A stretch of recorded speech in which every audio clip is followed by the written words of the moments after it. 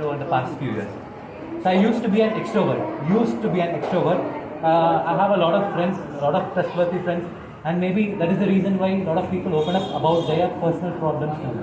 So you wouldn't believe, in my friend circle, I would have referred at least more than 30 people to psychiatrist or a psychologist. So I'm telling this because that is the magnitude of the problem which is prevailing among college students like us. So within my friend circle, I have referred more than 30 people to a psychiatrist. This obviously means that something serious is happening across us. There may be different reasons, like exam stress might be a reason, or some personal relationship might be a reason. Whatever the reason it is, the truth is that mental health is true, mental health problems are true, and we shouldn't neglect it. If you are feeling sad for a few hours, if you are feeling sad for a day, it doesn't mean that you are having some serious. Are you the reason for your depression? Why you are referring to a lot of people? So I'm telling this to help you understand how important it is to recognize it at the early stage and refer to the experts. So first of all, whenever we need help, we need to talk.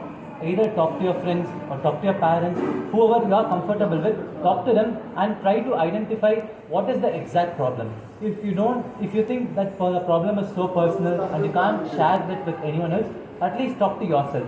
In the sense, you can write a diary. You can write a diary and document everything, and this will help you to let out your feelings. This will help you to vent out your feelings. So I think that is one of the good habit which I have acquired, which is writing diary. I used to write reflection of whatever happens on a particular day. So by this way, even if something bad is happening on a particular day, it will help me to understand, it will help me to revisit that incident and try to identify what was the reason for such a happening and what did I learn from it.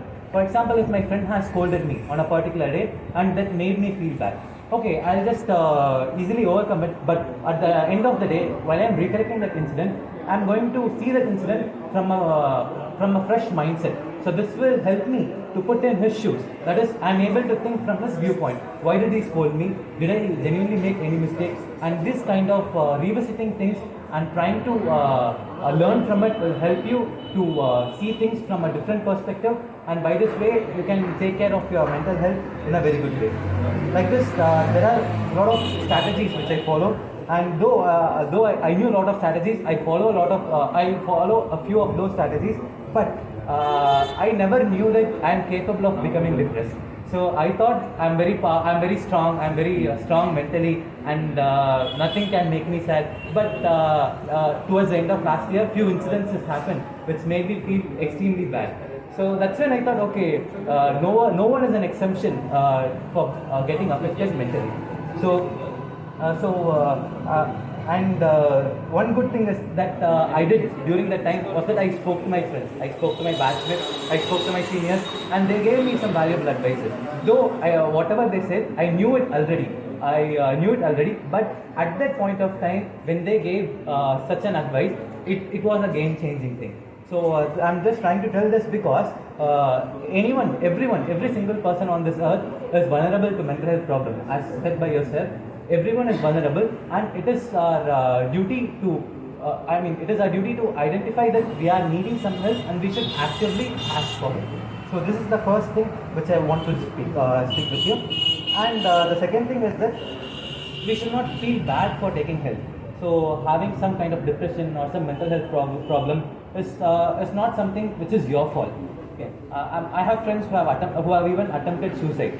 So I was in a lucky situation to help them by identifying and referring to an expert at the right time. And when I am referring to a psychiatrist, most of the times it's simple anxiety or simple low mood, but some people might genuinely need some medical help, some medical drugs. But the thing is that the side effect of those drugs is too bad. Like they'll have weight gain, they'll have a lot of sleepiness, a lot of problems, and the person themselves will start feeling that they are a burden to themselves, they are a burden to their friends, and they are a burden to their parents and everyone. So why I am trying to say this is because rather than getting depressed and going to a psychiatrist, it is better to prevent. Prevention is always better than cure. So I realized that over the past few years, I realized that life is all about problem solving. So why are we coming to college? We are coming to college because we want to go to next level of life, next level of life. But when you are growing higher and higher in life, it comes with its own set of problems.